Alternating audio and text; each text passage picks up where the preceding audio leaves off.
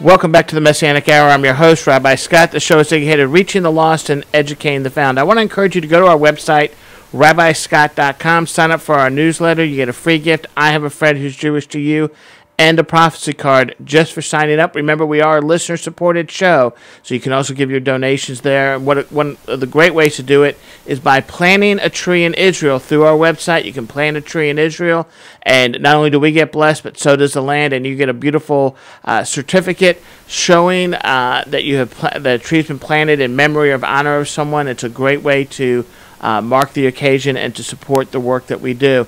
We have a very special guest, a dear friend on the line with us. He is from Israel. He's in the land right now, in the land of the United States, I should say, and that is Reuven Prager. He has a great ministry where he is part of the about 30-plus ministries that are looking to rebuild the Third Temple. Reuven has been at our congregation many times over the years. He is part of the ones making the blue dye for the seat and the Holy Half Shekel as well. Also, for those of you who watch online at our services each week or via our YouTube or the app, you'll notice I'm always in a biblical-based garment. Those garments were made by Reuven and his group that works there in Israel. So, Reuven, we're glad you're with us on the show today. Shalom from Spokane, Washington. Now, you don't have a heavy Israeli accent. For our listening audience, you were actually born where? Well, I was born in Paterson, New Jersey, but I grew up in Miami Beach. So, what took you from Miami Beach to Israel and to start the work that you're doing now? In a nutshell, I grew up in a non-observant conservative family. Graduated my Judaism with my bar mitzvah at age 13, which is supposed to be your entrance into adult, observance. But for my generation, it was like the last thing you did Jewish until you got married or died. When I was 16 years old in high school, I went on a program called the High School in Israel. Today it's called the Alexander Muss High School in Israel. It was a 10-week program that took you from Bereshit, from Genesis, from the beginning of the Bible, up until the last Israeli war in 10 weeks. And when you got to the point where Joshua brought the people across the Jordan River at Ai, you went to Ai and you sat there and you read about it. And then you went to Jericho and you read about it. And you went through the whole Bible and you went through all of Jewish history in 10 weeks. And I went back to Miami like Joe Jew. It wasn't religiously oriented, but it gave me a lot of Jewish energy. And I went home and I finished high school, did a couple of years at the University of Miami as a Judaic Studies major, and then said, that's enough, I got to get back to Israel. And at 19, I was back in Jerusalem. And you actually served in the Army, right? Yeah, well, you live in Israel, you're in the Army now, everybody's got to serve. And, I did my 2.5 years. I'm a sergeant, retired. That was before I had this belly. I did my Army service. I did my first 2.5 years in Israel. I studied in yeshiva in a religious seminar, and I came out black hat and black coat and got married young, went into the Army, and I've been there ever since 1977. And then how did you start doing the biblical garments and getting involved with that? A sort of a personal tragedy led me to that. I had been married for 3 years, had 3 kids, and buried my first and third, and handed my wife back to her mother, and I raised my hands to heaven. I said, you want to fight? You're on.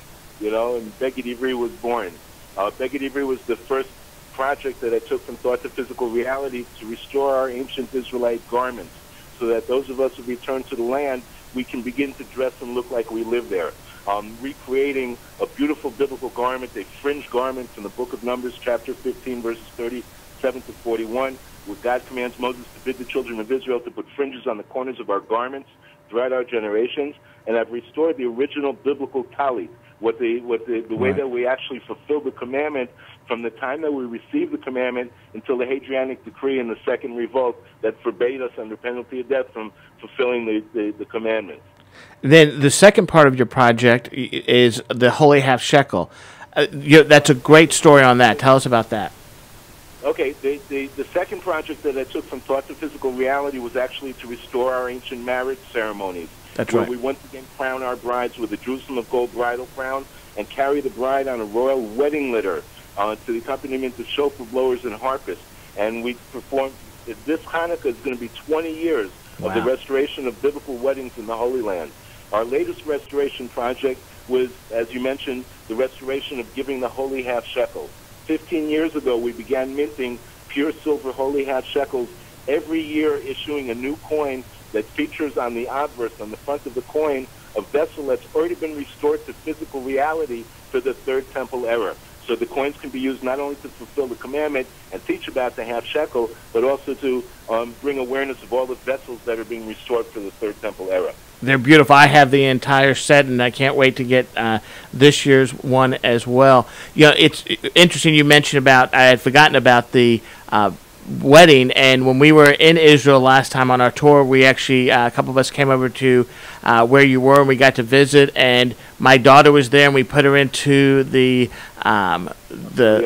yes, which was so neat, and fortunately she has many years before she's getting married, but that was a real neat thing to see and for her to understand. And so you're doing these because you are part of a group of about 30 different groups, if I'm correct, right? I've lost count already of how many different groups are working on different aspects. I personally serve as a Levite on duty. My father was a Levite. My father's father was a Levite, all the way back to biblical Levi. Right. And when I moved to Israel, in deciding what to do with myself, I came to the understanding that the duty of the Levites was still a valid job offer. Nobody had ever canceled it. Right. So I chose to serve in my God-given career as a Levite on duty. And in that service, I've been restoring these ancient Israelite customs in preparation for rebuilding the temple. And so you, along with another other groups, do that as well to kind of build it all together.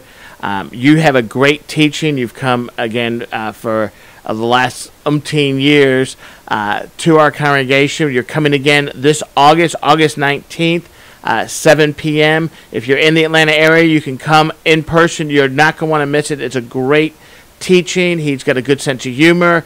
He's average, you can understand. He has no problem understanding his accent. You're going to learn a lot about the items from the biblical time. He actually has many of them he brings with him as well, so you can see it and learn. If you're in a church or a congregation, you need to come see this. It's a really neat event in preparing for the Third Temple. You're right now going. You're on a 21 city tour of the United States. You're right now in Spokane, Washington. You're coming this way, and right. So my next stop is Coeur d'Alene, Idaho, and then Priest River, Idaho. Then on to Chicago, then to North Carolina, then to the Atlanta Basin, where I'll be meeting with you and others, and then working my way down Florida, back to Miami. Great. Are you going out to Texas too this time? That was at the beginning of the tour. Okay, so you already hit that area.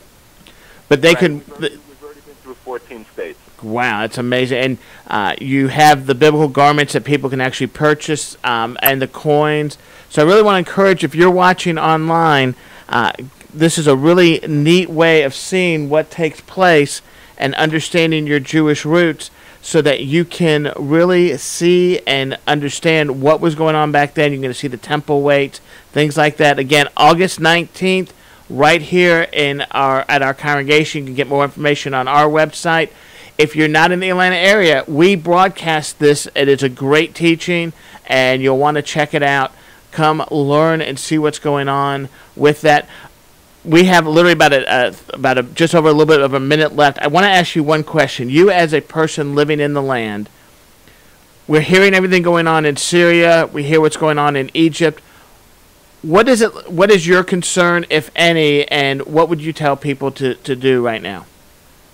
Well, firstly, my concern, I don't have a great concern because I have full trust in the abilities of the Israel Defense Forces and God to protect His people in the land. I think Egypt is more of a cause for concern than Syria, because Syria is no match against Israel, but Egypt has a vast American trained and financed and provided with equipment. They have a big army. We haven't had any Israeli soldiers on the southern border for 30 years. Syria, there's a contingent there to protect the Golan Heights. Right. But now we have to move soldiers down to Egypt because of the terrorists out of Gaza coming into Sinai and attacking Israel through the Sinai. That's a major concern. But beyond Syria and Egypt, I think Iran is the thing that when people go to sleep, That's the thing that bothers them. And that's what we need to end with right there. Go to our website, rabbiscott.com, for more information. Until next week, you're watching the Messianic Hour. Pray for the peace of Jerusalem.